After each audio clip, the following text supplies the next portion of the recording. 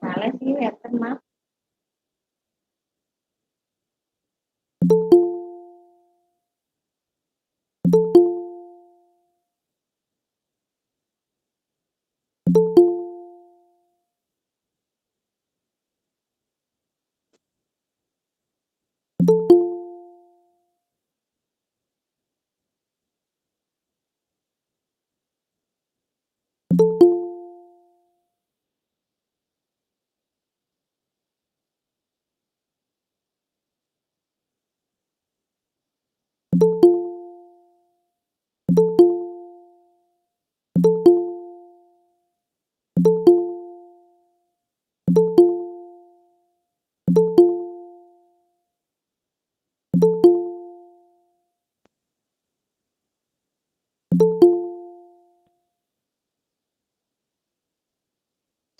Orakellene sånn.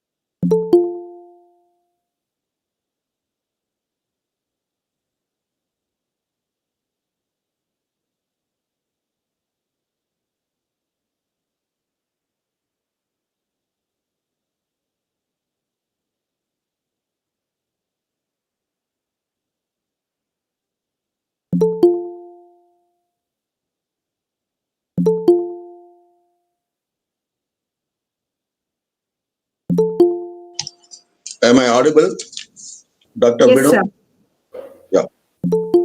Can we start? The chief guest has joined? Yes, sir. Okay, fine. So shall we start, sir? Yes, please go ahead. A warm welcome to all who have joined us today for the third webinar in the Career Series 2 in Conversation with the Masters, organized by the NAHEP CAST project. And the topic of today's lecture is Conquering Your Dreams. And who better can elucidate the topic than our dynamic speaker of the day? We are extremely privileged to have the presence of Sri Mohamad Hanish, IAS, as our honorable speaker today. A few words about our distinguished guest.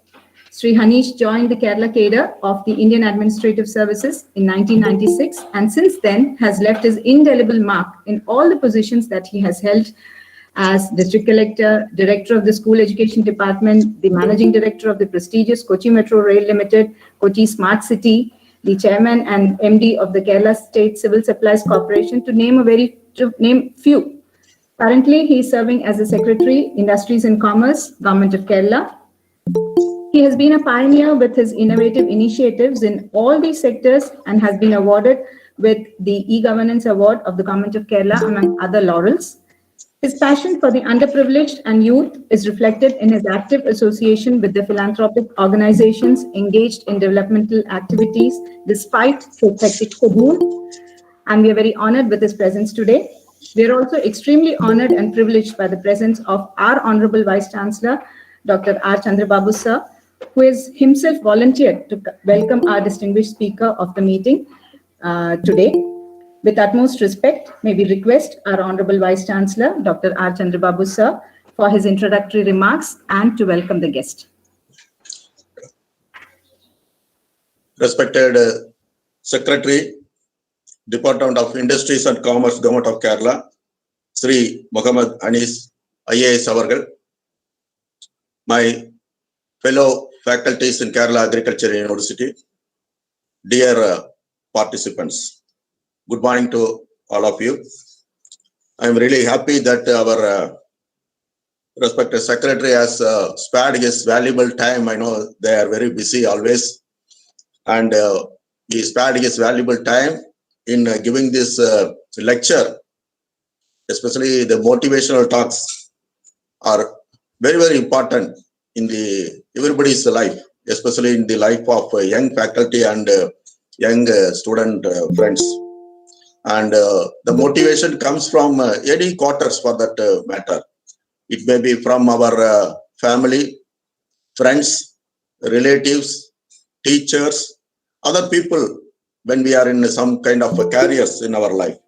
Sometimes through important lectures like this, I heard our respected Secretary is a very good motivational speaker and is chosen a right topic today, conquering the dreams. I think this is all the more important because earlier our former president asked us to dream, to achieve higher goals and ambitions in life. And this is how I think the next step in that direction, how to actually conquer those dreams. Many of us may not be knowing our own potentials, human value. We follow our peers. When we take, I think most of us willing to remain in the comfort zone and without taking any extra efforts and risk in our life. And of course, these extra efforts are what we call the risk otherwise. That will be actually rewarding.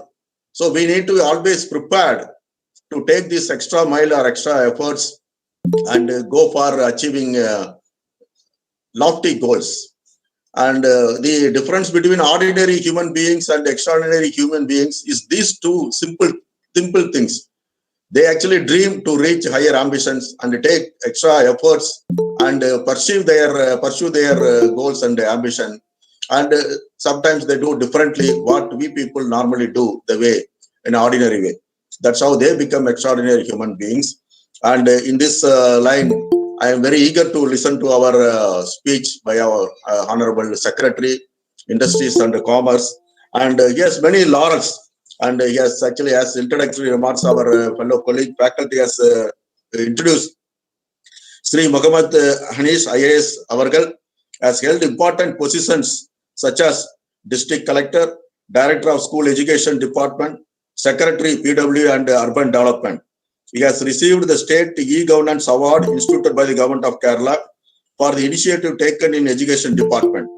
He is a busy administrator, passionate quizmaster, eloquent speaker, and a habitual writer. He also served as the Managing Director of Kochi Metro Rail Limited. He is also the Chairman and Managing Director of Kerala State Civil Supplies Corporation, Ernakulam. He has the additional responsibility of Managing Director, Kochi Smart City. Presently, he serves as the Secretary, Industries and Commerce Department, Government of Kerala. He has attended training programs at the University of Toronto, Canada, at the Indian Institute of Management, Bangalore, and at the Tata Institute of Social Sciences, Mumbai. So I'm very eager, like all my colleagues and other participants, I also want to listen and learn from your motivation lecture. And once again, while welcoming with wholeheartedly, I also thank you for your valuable time and giving this lecture. Yes, welcome, sir, please. Yeah, Suma, you can get. Thank you very much, sir, for the words of welcome. May we now request our Honorable Speaker of the Day to talk to us regarding the topic. Please, sir. I just wanted to clarify one thing. What can be the duration of the talk that I should give? And after that, what should be the duration of the question answer session? Because we need to end everything by 12:30. Am I correct? Yes, sir. We are scheduled between 11 and 12:30, sir. So we can wind up by 12:15 and take a 15-minute interaction session, or as you decide, sir. Right. The respected Vice Chancellor, Dr. Chandrababu, faculty members, students, research scholars, and extraordinarily gifted persons from the field of agriculture and allied sciences. Good morning to all of you. It's indeed a pleasure to welcome you and to address you about a particular topic which excites all of us. And this is a topic which has always remained with me ever since my childhood. I should confess that dreams are the stuff that really create, make, or mar a person. That being so, we need to understand as to how dreams become realities and how realities transport you to the realm of excellence. Very interesting things. So naturally enough, we need to look into lots of interesting things about it. There are so many questions which come to our mind. What is it that a human being possesses? And what is it that a human being lacks? All of us are born in different conditions, but more or less the kind of genetics and the kind of biological process remains the same. Thereafter, circumstances and also the upbringing and the training try to create differences amongst us. It's not to speak of the cerebral content as well, which varies from person to person. But as Thomas Alva Edison remarked, genius is 99% perspiration and 1% inspiration, unquote. That being so, there is always a lesson before us. What is required within you to be a genius? And what is required within you to be a moron? The two extremes. The genius and absolutely ignorant, the ignoramus, as we would say. Now, let us look at so many things together. All of us joined in the schools, in fact, the kindergarten at the age of 4 or 5. Then we graduated towards a formal schooling. And the formal schooling took place from 1st standard till the 10th standard, and thereafter into the higher secondary classes till the 12th standard. At the age of 17 or 18, we said goodbye to the schools and welcome to the universities. Then we gravitated towards these universities, various centers of higher learning, including agriculture university or veterinary sciences university or engineering colleges or medical colleges or arts and science and commerce colleges and so on and so forth. There we spent 3 years for the bachelor's for the undergraduate course, and thereafter perhaps 2 years for the post-graduation. After that, we went in for, some of us went in for the research and the various, the esoteric nature of the research methodology as well. At the age of 23 or 24 or 25, as we stretched the curriculum in terms of, or curriculum or the imbibing of the knowledge in terms of the research activity that we had undertaken, we were ready to start our life's journey, or we were ready to start our tryst with destiny. The tryst with destiny that Jawaharlal Nehru spoke about was about in India as such on August 14 midnight 1947. Similarly, for all of us possess or rather have our tryst with destiny. And what is it that shapes all of us so as we come face to face with the destiny? Vidhi or Niyoga or fate. These are all coined by the Indian philosophical, thoughts, which dates back to centuries and before Christ. If you have to rest just on the Niyoga or Vidhi or fate as whatever is stated in Sanskrit or Malayalam or English for that matter, then how does it matter whether you live in X condition or Y condition? You get up in the morning, you do some activities of the day, and by evening or night, when you get tired, or even if you are not tired, you gobble up as much of food as possible, spend your time in juicy banter or gossip, and some little works are done. Ultimately, by the time it's 10 or 11, your eyes begin to droop, and finally we say goodbye to everything and go back to bed. Days fly past us, months just escape us, and finally years wither away. After all these things happen, decades pass away, and we find ourselves being transformed overnight from being a tiny tot of the age of 3 to being an absolutely old person at the age of 70 or 75. I should not state that 70 or 75 is an old age nowadays because of the kind of increased longevity or the increased lifespan we have. But on a general scale, we can state that 70 or 75 can be an old age. What happened between these two extremes? Did we really give some meaning or some value system to the life we had? What did you do in your life? And what were the things that you could really think about, give shape to, and finally relish the memories of those wonderful works which you had done during the prime of your life? This is something easier said than done, because all of us dream a lot. Sometimes dream just remains as dreams, suddenly to be rudely awakened by the realities of life. Many of us get out of the bed without not much of a dream, but then because of the rude awakening of the siren that's kept, or the time, the alarm that's kept by your bedside. But then during the course of the day, did we ever think about the kind of thoughts which had engulfed you, not just during your sleep, but also those sleepless nights when you were kept awake because of the kind of thoughts that engulfed you? These creative thoughts, constructive thoughts, can become realities only when you need to have a kind of yearning or a desire or a zest to transform those dreams into realities. The dreams are the Mount Everest, or the Nanga Parbat or Kanchenjunga.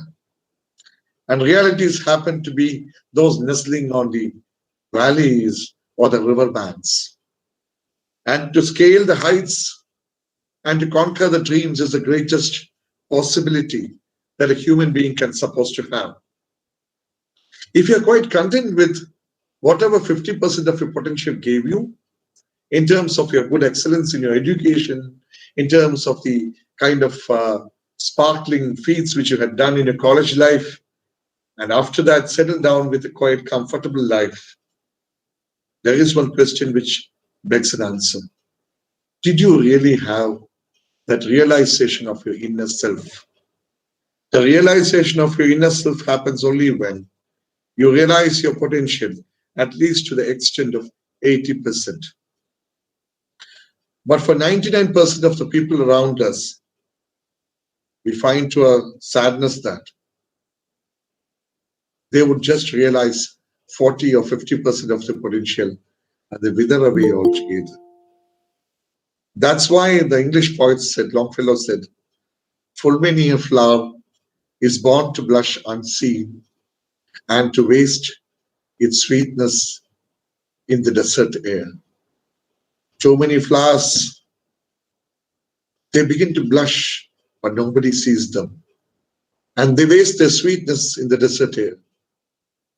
That is something which is a commentary on the cruel world. But even if there is cruelty in the world, there is something called inner satisfaction. These flowers at least have the satisfaction of blushing and also spreading its sweetness, of course, to nobody but to the desert air. But in our context, we need to really see to it that we flower completely. The flourishing of the flower is made complete, the flower within us. And we also try to spread our fragrance everywhere, at least in the limited society around us.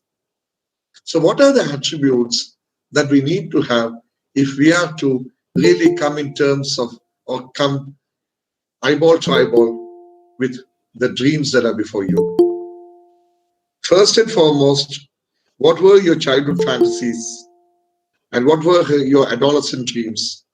And what were your dreams during the time you came of age and you began your family life? The dreams are totally different. But remember, those nascent dreams which were engendered within you in your young age, tiny age, are the ones of which legends are made. So Isaac Newton did not really wait for the apple to fall on his head and state that it is the law of gravity.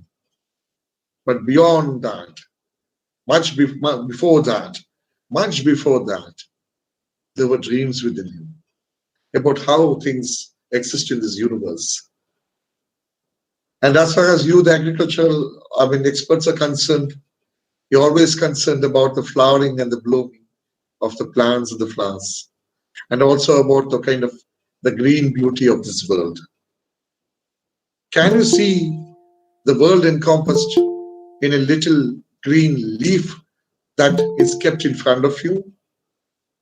Can you see the beauty of this life in a little speck of sand before you? Then I think you could see everything together in its totality. What are the attributes that we would require for it? The first and foremost, I would state, would be a positive attitude. Positive attitude springs from a very clear thought, mindset. It springs from the simple fact that everything around you is attainable, it is achievable, and that this world is full of astonishing possibilities which are within your hand's reach.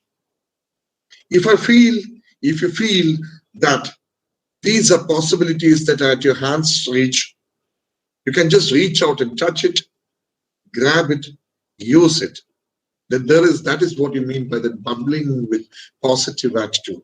Instead of that, on a daily basis, you get up, you despise the whole world and the society, you despise the system around you, and you tell everyone around you that it's only because of my kismet, it's only because of my misfortune that I'm forced to go for the work from 10 in the morning till 5 in the evening, or whatever as the case may be. And then I retire for the night. I don't know what to do with the day and what to do with the night. And listless are the nights, absolutely dull and drab are the days, and life drags on and on. There is a total negative feeling within you. And this negative feeling can kill you, my dear sisters and brothers. I use the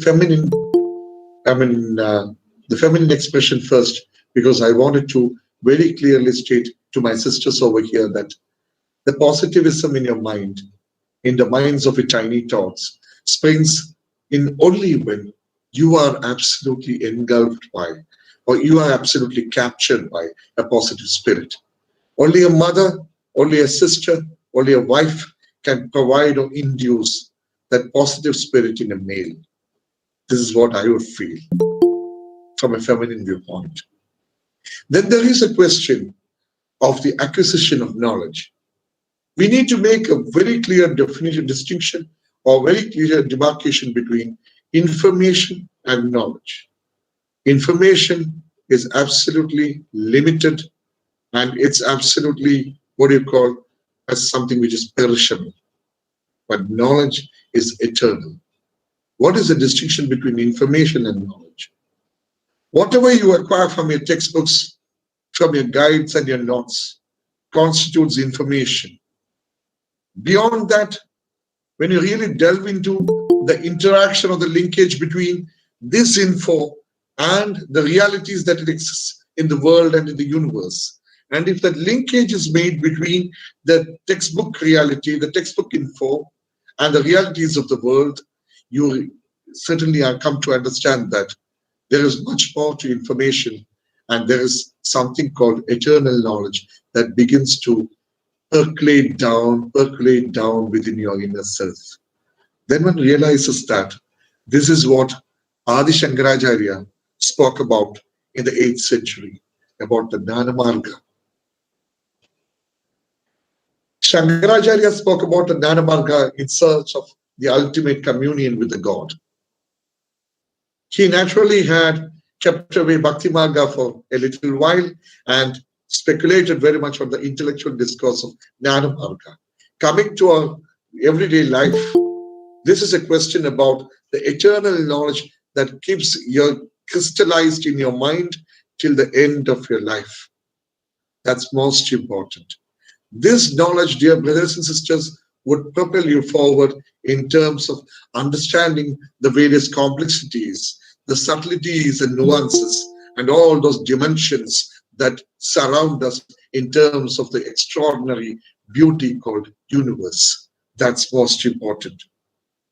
Third comes the question of the greatest philosophical, thought about trust. How does trust come in? Trust between father and mother, trust between the mother and the child, the parents and the child, the trust between the husband and the wife, the trust between yourself and your colleagues in your workplace, the trust between the teacher and the students. That's most important. And where does trust come from? It comes from within. It comes because of the little deeds and words that you do, that you speak, that you think on a daily basis. If you try to cheat yourself, if you try to play a kind of a game of duplicity within you, that certainly goes out. That certainly permeates from you, and it spreads around everywhere, ultimately creating an impression amongst all of us that here is a person who believes in duplicity, intellectual plagiarism, and absolute dishonesty. And here is a man who is trying to preach honesty and trust to all of us. Does that really pave the way for a good society? It doesn't. Let's start from home. If you cannot develop trust between the parents and the child, then what sort of trust are we speaking about in the workplace or in terms of interaction with the society in particular and the world at large? Nobody trusts you.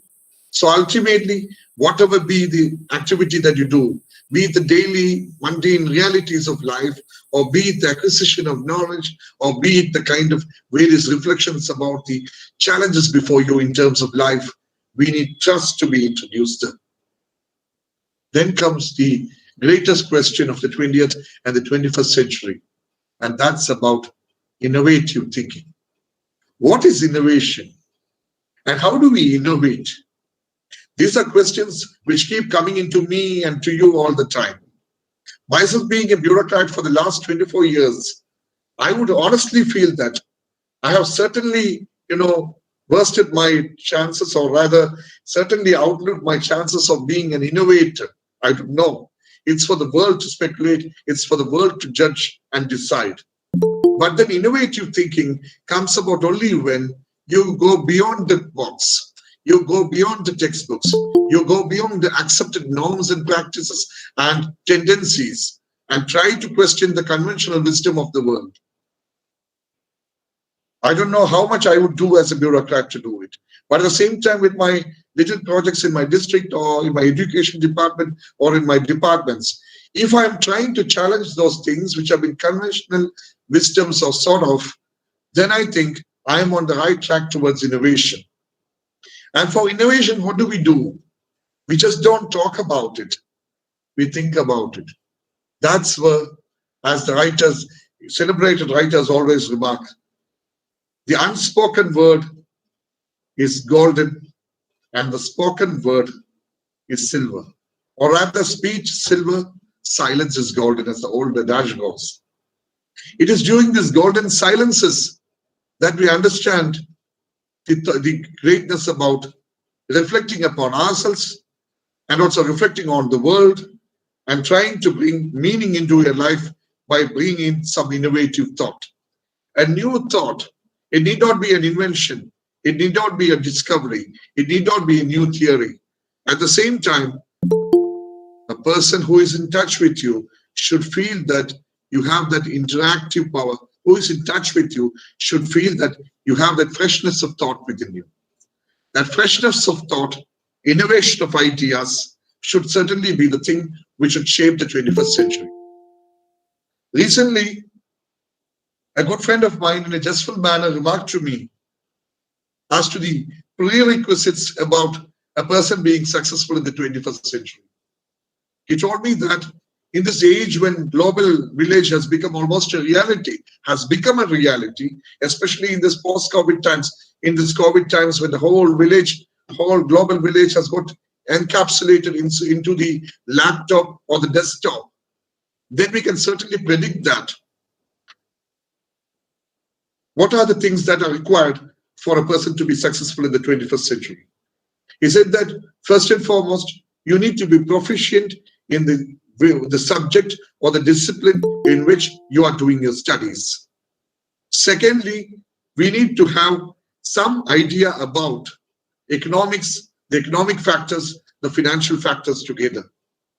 Third is about the kind of broad idea or the touch you have with information technology and IT-based realities, including the laptop, including the iPad or whatever. And fourthly, it's about communication skills as well. I would add a fifth item into who have never been able to utilize time properly. They are the ones who are totally or utterly failed in terms of understanding the value of life and the value of time. As professionals, we always have this aspect of stress-related troubles. Stress overtakes all of us. I too am a stressed out person for so many years together. But then I think stress can be managed in a million ways. Stress can be managed in 2 or 3 very interesting tips. First and foremost tip would be to keep good company. Whenever you are in trouble, whenever you find yourself facing a grave crisis, try to get in 1 or 2 of your colleagues who are your trusted colleagues, trusted friends. Have a little chat with them and you'd find that all your troubles begin to melt away. Secondly, we need to have a little dalliance with nature. After all, the great creator, in all his wisdom, gave us the greatest bounty, and that is the nature. If you have that little romance with the nature, if you suddenly go out and spend some little time with nature, we find that there is a great deal of communion that's created between our inner self and self that is created by the nature before you. And then there is always a tip about the sense of humor that one should possess always with you. So as you could laugh at yourself about the foibles and the follies and the blunders that you've done yourself, and also to laugh at the society in an absolutely innocent manner, without any kind of calumny or without any kind of malice attached to it. We need to laugh at the world, smile at the world, share the laughter with your friends. You find that the stress is completely controlled altogether. Then there are ever so many problems that confront you. How do we come to terms with it? How do you get on top of it? That calls for looking at the pros and the cons of every issue. Analytical reasoning or analytical thought is most important. Just listless thought won't do. Instead of that, if you can really go in for deciphering, dissecting, disseminating, and finally understanding the various pros and the cons, and also about the different aspects about this issue, then you find that weighing the things together in the balance of your mind, you will finally come to a solution. You will finally come to a decision. In my life as an IAS officer, I had been confronted with ever so many situations vis-a-vis the politicians, vis-a-vis the society, in terms of how to be a solution provider instead of being a problem monger. Problems can be narrated by 1,000 persons. Solutions can be provided by very few people.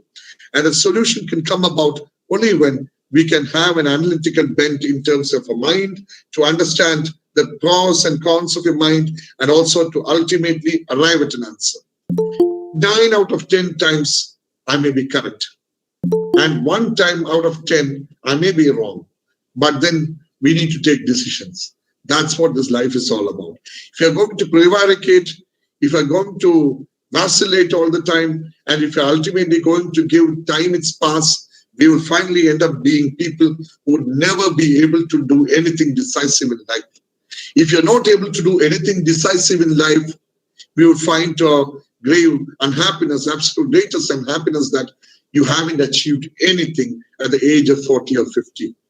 Then begins that enormous sinking feeling of helplessness and a great tripping feeling of having the whole life spent in a very absolutely worthless manner. The worthlessness of life manifests within you. You depart altogether from your dreams. You are just embedded, or your face gets absolutely dug into, or rather your face gets completely covered by the sands of time. Instead of leaving eternal footprints on the sands of time, you end up being somebody like an ostrich with your face onto the sand. That's not the reason for which we were created. Gautama Buddha said, and I quote, "Everyone knows the walk, but very few take the walk." Which walk was he referring to? He was referring to the walk of life. He was referring to the kind of beauty and the challenges of life, and how the Dharmapada, the path of morals, the path of morality, needs to be adopted. And for that, I think we come to a golden principle of spiritual thought. Beyond the physical acquisitions of life, beyond the material infatuations, beyond the kind of delights that are provided by this absolutely commercialized world, there is something within you which seeks as inner peace, an inner solace. The inner silence or inner peace or inner solace springs from being spiritual. Spiritualism doesn't really convert itself, or doesn't really, completely link itself with the ritualistic worships that you do in the temples or the churches or the mosques. Beyond that, it's a question about your spiritualism within your mind. A reflection about the tiny nature of yourself vis-a-vis the gigantic size of this universe and beyond. If I find myself to be an absolutely tiny creature in this whole scheme of affairs of this world, then I find that all my doubts, all my arrogance, all my egos begin to melt away. The sooner you try to get rid of your egos, the elephantine-sized egos that have killed many, many futures, the better. As bureaucrats, as technocrats, as scientists, we find that we are always surrounded by too many egos. Get rid of those egos and you find yourself to be an absolutely free person. A free person, absolutely free as the lark. You can fly up the hill. You can see to yourself the beauties of the world without in any way weighed down by the fact that I am so-and-so with so-and-so alphabets after my name. If I myself, Mohamad Hanish, am going to be weighed down by the 3 alphabets after my name, then I am totally lost. But beyond that, if you can see the beauty of life in all its glory, and ultimately, spiritualistically or philosophically, reflect upon the tough and the crust of life, the highs and lows of life, the agony and the ecstasy, the kind of glories as well as the despairs that have come to surround your life in a most philosophical manner, then we realize that it is ultimately the beauty of this life that masters. Let's completely understand the philosophy of stating that whenever you have a crisis, whenever you have an absolutely distressful time, let's rest by the sails, just remain silent in the little boat that has been launched in the sea of life, and rest by the sails till the time the waves calm down, and then you move towards the shore of tranquility, the shore of serenity, the shore of peace. And for that, I think let's have that philosophy of this too shall pass. If this crisis also would pass us, then we have that feeling that ultimately that spiritual force is within you. And we understand to ourselves that there are no full stops in life. There are only commas, colons, and semicolons in life. One door would get shut before you, one window would open elsewhere, one door would open elsewhere. This world has sufficient in its terms of its resources to satisfy everyone's need, as Mahatma Gandhi remarked, but not to satisfy one's greed. If we are trying to be as simplistic and spiritualistic as possible, we will find that our days and our nights, the kind of seasons, the summer, winter, autumn, spring, the Grishma, the Vasanta, then the Hemanta, the Grishma, the Vasanta, and the Shaitya, it all just vanishes altogether. And we come to the centrality of the spirit of human life in all its beauty. That's wherein you understand that at the age of 30 or 40, you are very much having that tryst with destiny. You're having that kind of communion with nature, the wholesome communion with nature. And we also find that to a great extent, my dreams have come true, your dreams have come true. When our dreams have come true, then we say that beyond looking at that kind of warlike or battle-like language of conquering your dreams, instead of that, we could state that we could come to terms with the dreams. We could really come to nurse those dreams and translate those dreams into realities. That's wherein you need to really focus upon. This happens, dear friends, only when we have been able to master the art of life. Whatever be the kind of philosophy of life to which you belong, whatever be the ideology that you would profess, we would ultimately belong to this universe and to this planet and to this nature. And all this energy springs from nature, springs from this universe. And if you try to imbibe and try to kind of provide a subliminal effect within you, then you understand that you're on the right track. As Dylan Thomas, the Welsh poet, remarked, quote, rage, rage against the dying of the night and dawn, dying of the light, and dawn fall gentle into the night. Rage, rage against the dying of the light.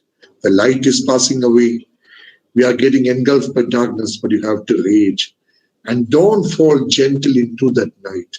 Just don't allow yourself to relapse into the night. When you relapse into the night, you just become a mechanistic being. You just become an absolutely old-fashioned, absolutely conventional being. But beyond that, if I am trying to understand and if I'm trying in something worthwhile for the society,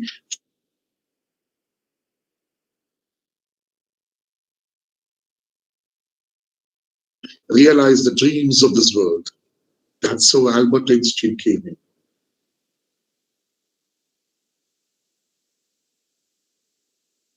That's how Jesus Christ came. Let's try to understand all this. We all belong to different walks of life. We all try to do works in our different ways. But then ultimately, at the end of the day, we look on to ourselves to understand what is right and what is wrong. This is a land that gave birth to the great philosophy of Satyameva Jayate. And this is the land, I hasten to add, that gave birth to the philosophy of Om Shantihi Shantihi. And this is the land which said, Asatoma Sadgamaya, Tamasoma Jyodirgamaya, and Mrityorma Amridam Gamaya. I would focus on the last one, from Mridi to Amrit, from the perishable to the eternity. We need to focus upon that. This can happen only when we do a count on what exactly we did on a daily basis. When you look at the day and the night together, and by the time the nightfall occurs, just calculate, just take a sheet of paper and try to note down what are the virtuous things you did during the past 24 hours or during the course of the day, and which are those not so virtuous things that you had done. If the virtuous things happen to be more than 50% of whatever the sum total of all the things that you had done in the day, I certainly humbly believe that you and I are on the right track.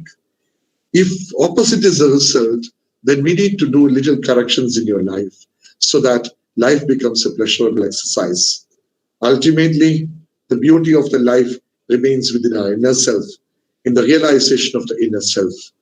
And J.R. Lowell, the American thinker, wrote, "Once for every man and nation, there comes the moment to decide, in the strife of truth and falsehood, to choose between the good and the evil side." I think we need to be on the good side. The world beckons us. The world needs us. Way back in the 1980s, there was a priest turned politician who ran for the American presidency. He could never, those were not the times of Barack Obama. Those were the times when the blacks were considered to be outside the political spectrum.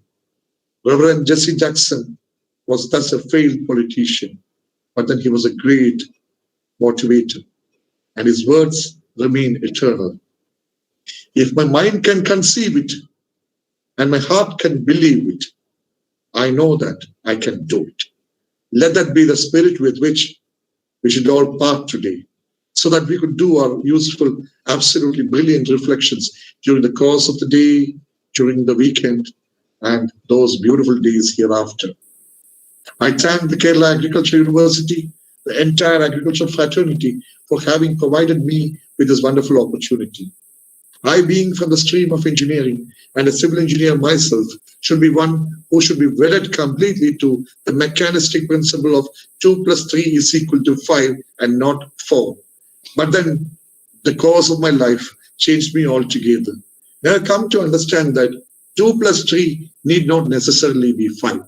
It can be more than 5, it can be lesser than 5, but it all depends on the cosmic plan and the cosmic nature of the whole thing that surrounds us. With these words, I would part, and I'm so happy to address all of you. In fact, it's been a wonderful time to talking to you, and I look forward to the kind of absolutely worthy interactions that are to follow. Thank you very much. May God bless you. Wish you all the best. Thank you, sir. Thank you for that awesome lecture. You taught us such a lot in this past 1 hour. You put across so eloquently the very simple and genuine and practical perspectives of life. I'm sure the participants here who are present in this meeting room would have definitely gained a lot from your talk, sir. Thank you so much. May I? May I intervene? You may invite some interactions from the students and audience in the room, please. Yes, ma'am. I was going to ask the audience to put forth their questions to sir. The audience can either... Before the questions begin, I am seeing our Honorable Vice Chancellor before me, and he has been an avid listener to my speech. I would request you for your comments, sir. Yeah. So thank you for One second. Before that, let me also hasten to point out that Kerala Agriculture University has been a wonderful place for me in the sense, occasionally from the times when I was a trainee assistant collector, I had my attachment with Agriculture University. Later, I had occasion to come once or twice. There's such a beautiful place. If you would invite me, it would be my pleasure to come to Trichy. Sure. Yeah, sir. You are most welcome, sir. Definitely, we will extend a formal invitation in the near future, sir. Definitely, sir. We would like to have you here. And I think really it is the most motivating and inspiring, sir, your speech. And I think many things you have listed. I think even I have noted more than 15 points, which are very important, actually, what we come across in thing. Yeah, one thing which I would like to, which I like is that the selflessness and dedication. So this is what actually I really very much liked that. It's really right that the world owes a lot to the 1% who are actually selfless and who are dedicated to the whatever it may be, to the university or institution or to this society. And you are all these things, the points one by one you touch, writing from starting from positivity up to this all the thing ego. Many, I think, as you know, we have actually lost. We are spoiling our own future because of this meanness of being egoistic in our career and even our family life. Many points, I think, were very valuable points, and we put that a very simplistic way and really motivating. I hope my young student friends and faculty would have gained a lot, and I myself actually gained a lot during the last 1 hour of your motivating lecture. I thank you once again on behalf of the Kerala Agriculture University, my entire faculty and the student community. And we look forward to having you here in university campus in the near future. Dr. Binu Boni, please keep this in mind and let us extend a formal invitation to SAR at the earliest. Okay. Thank you. Thank you. Yes, sir.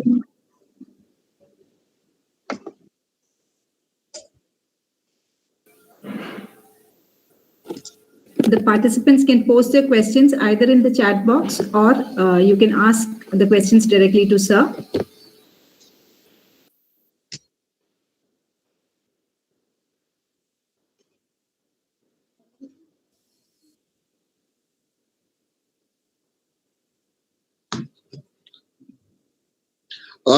I think I would start the first question to the participants here. How many of you are really satisfied with the kind of quality of life you have today?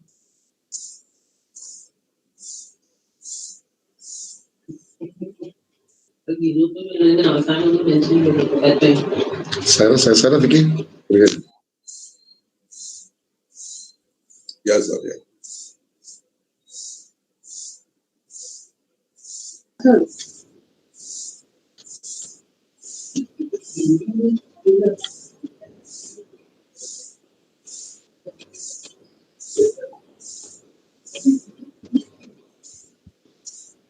Okay. Questions here? I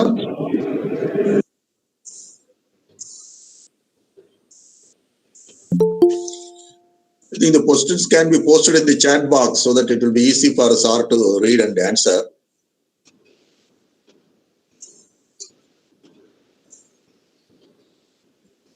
Akhilajit, you're having some query? You have posted something on the chat box. You may please come forward. Akhilajit is the...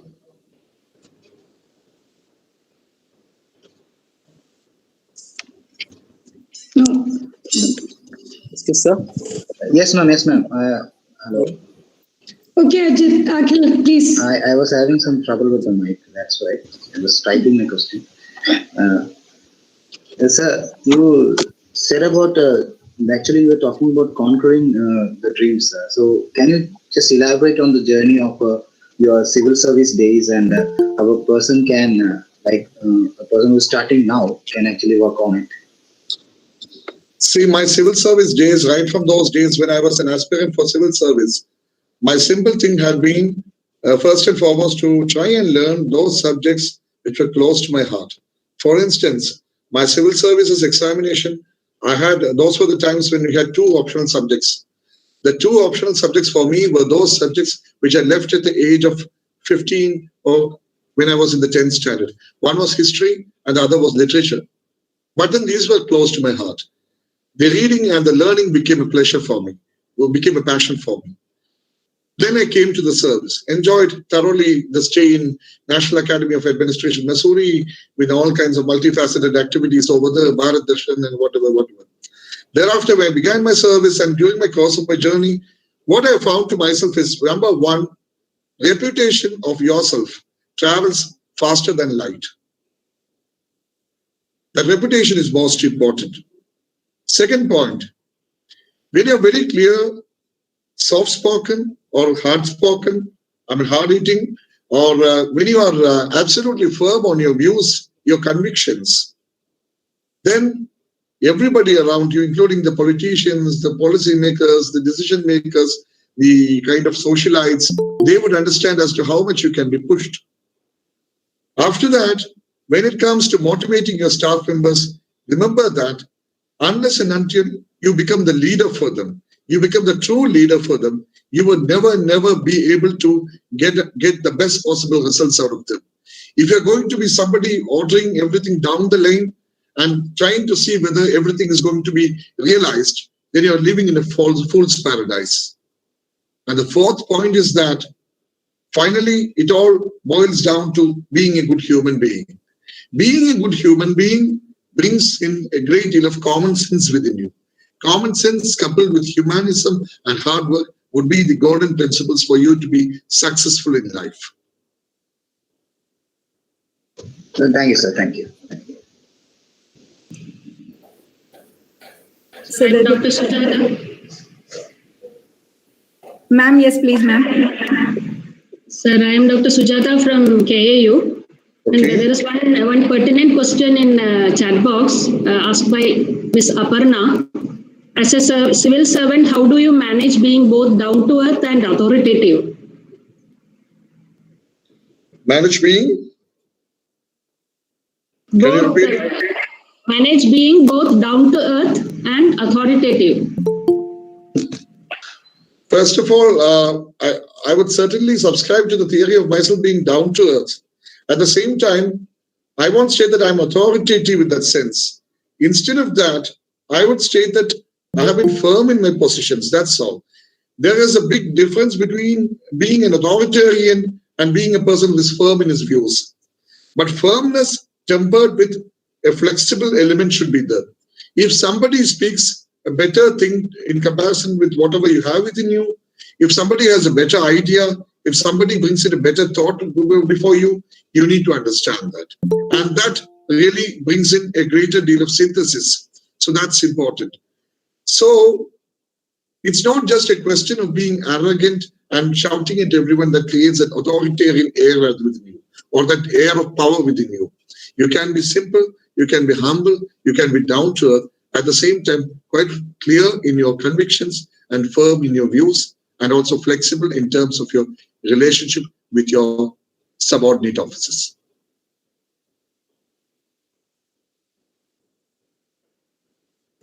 Thank you, sir. Mr. Lokesh, are you in the room? You can ask your question.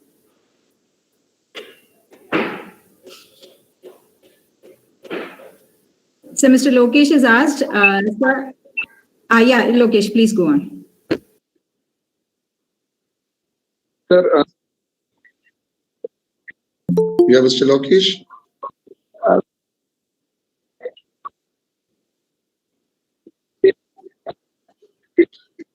It's not audible.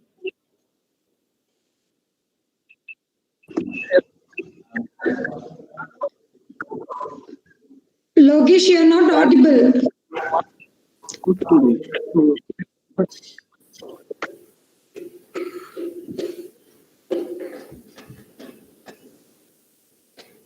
Suma, you may please take his question for him. Suma?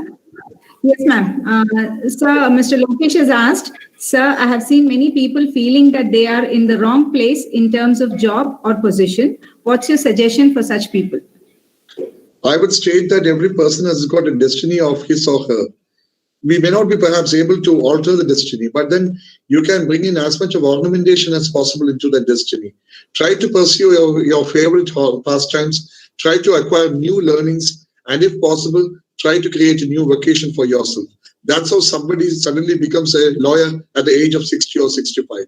Somebody becomes a chartered accountant. Somebody becomes a management expert. How did he do that? That's because that yearning to learn, that yearning to study something, and finally to innovate, that was within him.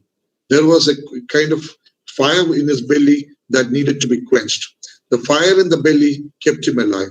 We need that fire to be kept unquenched in your belly if we are to propel ourselves forward at the age of 50 or 60. We need to change ourselves. So just don't rest on the laurels, or just don't rest on the realities all the time, but try to innovate as much as possible in the frame before you. Thank you very much, sir. I hope Lokesh would have got his answer. Sir, Hello. yes, please. Yes, good afternoon, sir. Good afternoon. Sir, regarding your question, your first question about the function of who satisfy with the level or with the quality of life he is living currently. Even today morning, sir, we were having a thorough discussion with one of my friends regarding the wage that persons have been receiving in the world, which seems to be not enough for everyone to survive with this wage. But sir, I got something which is very useful from your talks, that you said that hard work can give you everything in life. From that, sir, I think I may reply to him currently, and I will tell him that if someone wants to get quality of life, good things, and he has to work hardly to get enough for himself. Thank you, sir, with this very information. Thank you, Mr. Silas. So to which country do you belong? I'm from Nigeria, sir. Nigeria. All right. Abuja. Yes, no, I not, sir, but I'm from Kano State, the largest Kano city State. in the northern Nigeria. I know. Heard of Kano State. Yeah, correct. Thank you, sir. Lots of Keralites work there. Yeah, yes, surely. A lot of them are working there. Thank you, sir. So there's another question. Sir, you mentioned 5 factors that an individual should possess in this 21st century. Can you elaborate on the economic aspect? Also, how would you deal with the conflict of interest while taking decisions? This is by Eximius 2015. Could you repeat that question? The question asks, sir, you mentioned 5 factors that an individual should possess in this 21st century. Okay. Can you elaborate on the economic aspect? And also, how would you deal with the conflict of interest while taking decisions? Very simple. In terms of the economic factor, let's all understand ultimately that it is capitalism that's driving this world altogether, except for certain parts of the world, in certain other forms and shapes. But then when market forces begin to dictate terms, we need to understand that we have to create a niche for ourselves. And that niche could be understood only if the various economic factors, the various, the kind of recession patterns, the kind of upsurge in the market, and the kind of which sectors of economy, which sectors of industry are doing fine. And we need to reposition ourselves. I'm being quite honest or absolutely practical about it, without any kind of tag of ideology to it. That economic understanding would lead you to choose the vocation, choose the industry, choose the trade, and choose your activity that is to be done, including the investment that you have to do, whether it's in gold or whether it's in rupee or whether it's in dollar or dirham. That has to be carried out. Second is, with regard to that conflict of interest part, I'm being very clear about it. Whenever there is a particular conflict of interest between myself, the private person, and myself, the public person, I need to be very sure of one thing. Either one, that interest of the private person should be vanished altogether, should be extinguished altogether, or if that interest of the private person within me exists even then I'm not competent enough to take a decision as a public person. Then I would recuse myself and tell frankly to everyone that here is a case where I am personally involved. So kindly don't put it up before me for judgment. Let it be judged by a different person. That needs to be, the kind of, that sanctity with which we have to do. The kind of sanctity which the courts of law occasionally does. Thank you, sir. Sir, a question by Mr. Vipin Kumar. Respected sir, can you advise us on how to gain the confidence of our friends to carry out some good work, like to uplift the society? First and foremost, communication is most important. Communicate effectively with your friends. Secondly, show by your example that you are selfless and you are wedded to the principle of humanism. And thirdly, just impress upon, or rather convince those persons around you that you have got absolutely innovative ideas to transform this world. Then you find that all these dreams of yours will begin to become realities. As Paulo Coelho wrote in Alchemist, the world famous, bestseller in the world. The whole world would conspire to see to it that your dreams become realities. That's how you do. Thank you, sir. A question, sir, may I know what are the important values you demonstrate as a bureaucrat? The first value should be that you are clear in your conviction. Second should be that you believe in work and not the kind of showbiz or publicity that you do, that somebody does. Thirdly, your ultimate commitment is for the poor and the downtrodden, the less fortunate in this world. The fortunate ones may not necessarily need the society and the government, but the poor and the downtrodden need them. If you can provide a soothing touch to the grievances and the kind of despair of those downtrodden, then I think you have made your mark as a bureaucrat. The fourth thing would be that you should be clear about the information and the knowledge that's required to carry out the work. And the fifth thing should be something which is uncommon in this world has to be acquired by you, and that is common sense. Thank you, sir. Sir, a question has been asked by Mr. Joseph before on how to deal with a difficult boss. Okay. With a difficult boss, firstly, try to engage him in a good conversation. If it's difficult, it would be difficult, I understand. But then thereafter, please understand the pluses and the minuses of the person. Never harp on the minuses of the person. Kindly try to cultivate the pluses of that person. After a point of time, he would begin to trust you. He would begin to have confidence in you. I have worked with ever so many difficult bosses. They have been irritated by my habits, by my talk, by my actions. But months later, years later, finally we would all ultimately get together and we would all become very good friends. It's only a passage of time. As I stated earlier, every crisis shall pass. This too shall pass. Thank you, sir. Sir, another question. In the future, do you think the role of civil services will become more robust, or is it likely to fade?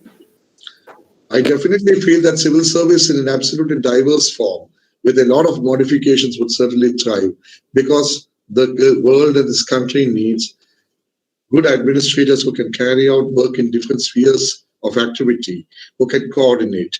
Gone are the times when a district collector used to be called a commander in the field, the 1950s and the 60s. Today, in the 2020 of India of 2020, we call a district collector as a coordinator of 45 departments. So that effective coordination needs to be carried out, effective leadership needs to be provided, and then policy formulation is most important so as to adopt the best possible and the soundest policy that's befitting the dignity and the glory of the nation is important. Therefore, the civil service shall thrive and triumph. Thank you, sir. Another question is asking your opinion on the quality of education and research in your college days compared to the present day scenario. I find that during our times, we had more of this teacher-oriented system of education, wherein there was a greater deal of communion between the teacher and the taught inside the classrooms. Today, I find that a great deal of action takes place outside the classrooms in terms of the innovative ideas, the startups, and so on and so forth, and a great deal of library-based learning as well. So that's a change which has occurred.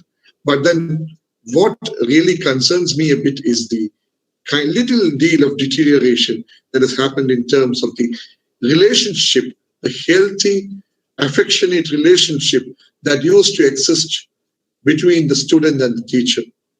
If it is going to be a materialistic relationship, which is to be discarded and jettisoned from your mind after 5 years or 6 years, and ultimately to find a place only in the WhatsApp group, then we have lost the game.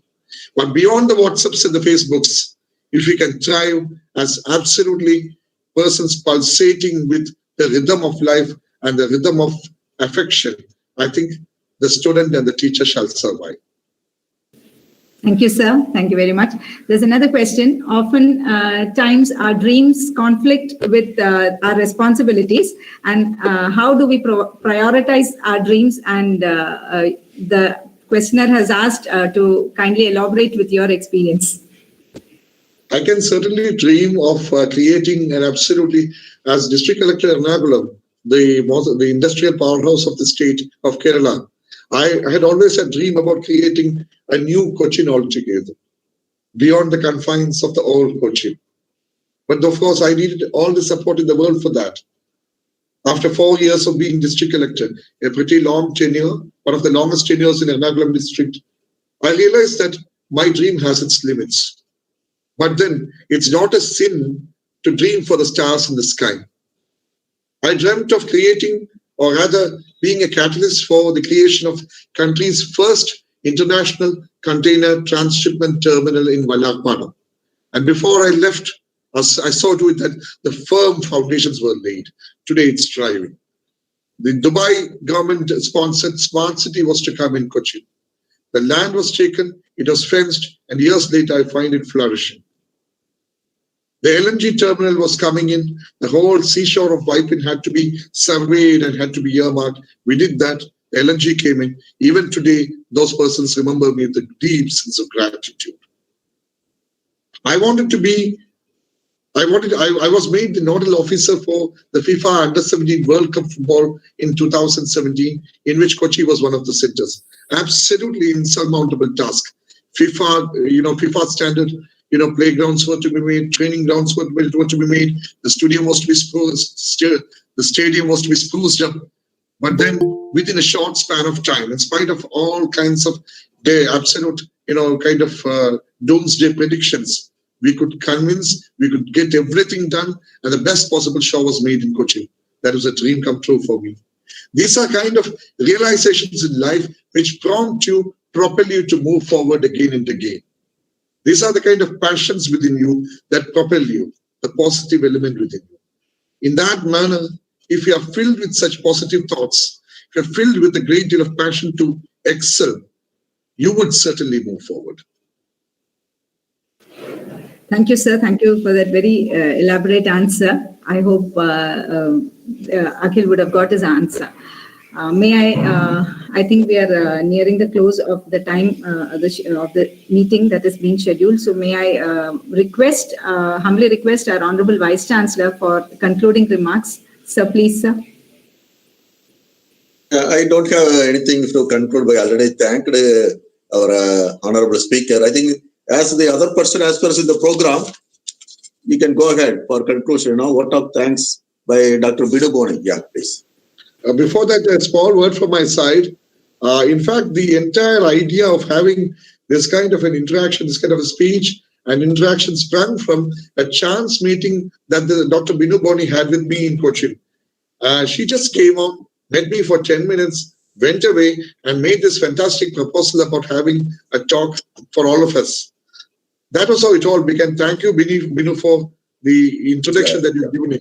Thank you very much. And thanks a lot for the wonderful, great, absolute, scholarly Vice Chancellor of the Kerala Agricultural University for having taken his time off, for listening to me. I'm humbled, sir. Thank you. Thank you, sir. Thank you, sir. Most welcome. May I request Dr. Binu Boni to propose the vote of thanks?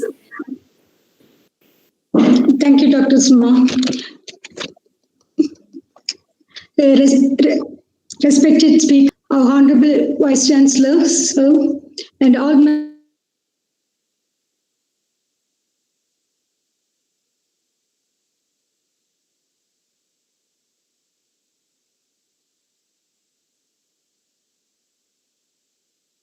I should say it was a sheer mix of poetry and pragmatism. You have captured, or I should say that you have struck the right chord in almost all of us in some way or the other. And in fact, you took us down. You took us down with you along history, literature, philosophy, science, and whatnot. Sir, it was just magical. Your words were.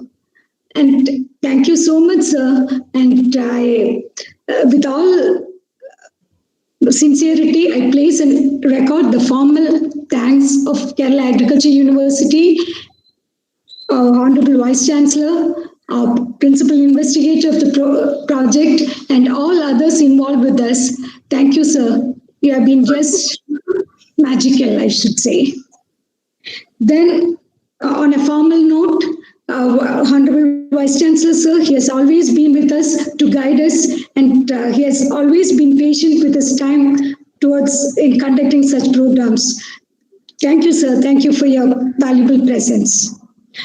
And I thank all my student friends and all other faculty to find time and join us for the day. We are winding up the second series of the career session. And on a personal front, I also remember with gratitude my friend Sarah, who was instrumental in acquainting me with Hanish sir. So I'll request sir to convey my thanks to her also, sir. Sarah is listening to us. She's here. Okay, sir. Thank you, one and all. I'll look forward to hearing from you some other time, some other place. Okay, thank you. Thank you, Ansithi. Thank you all. Yeah, in Kerala Agriculture University. Let us meet him early. Okay. My pleasure. I would spend at least one day and one night with you in your guest house, if possible, and have day-long chat with everyone. Okay. Sure, sir. Sure, sir. We will have a day-long good program, sir. Then I will invite you formally at the earliest. Thank you, sir. Thank you. Sure. Thank you, sir. Thank you, Honorable Vice Chancellor. Thank you, Hanish, sir, for that magical session. Thank you, participants. Thank you, PI, Madam Dr. Sujata, Dr. Binu, for arranging this wonderful session. And we are taking back a lot from this talk, sir. Thank you very much. We are now coming to the end of this webinar series, Career Series 2. Let us meet for the next webinar series and hope all of you would again be with us in the next webinar series also. Thank you very much.